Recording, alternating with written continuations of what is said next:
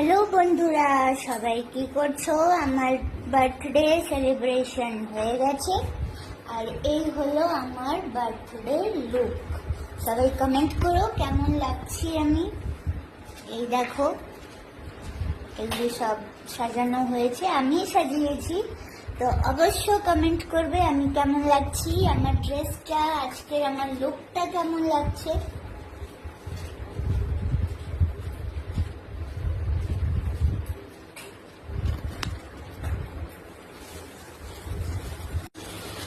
এই দেখো, এটা আমার বার্থডে ড্রেস, কেমন হয়েছে অবশ্যই জানাবে।